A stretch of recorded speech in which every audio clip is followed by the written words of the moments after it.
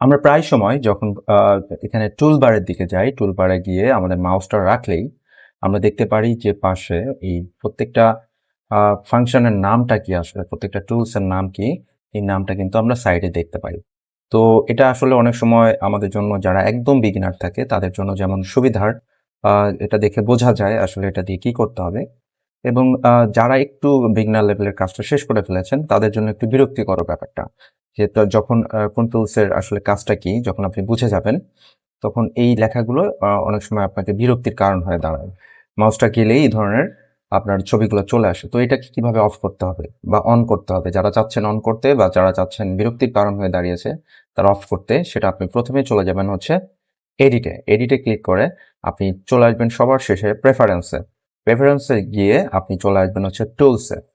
Edit, preference এবং tools আপনি যখন ক্লিক করবেন আপনার কাছে এই ধরনের একটা উইন্ডো ওপেন হবে। তো এখান থেকে আপনি সেকেন্ড যে অপশনটা দেখতে পাচ্ছেন, শো রিচ টুল টিপস, এটা দেখেন টিক মার্ক দেওয়া রয়েছে। টিক মার্ক দেওয়ার কারণেই এটা কিন্তু এভাবে মাউসটা গেলেই আপনাকে আসতেছিল।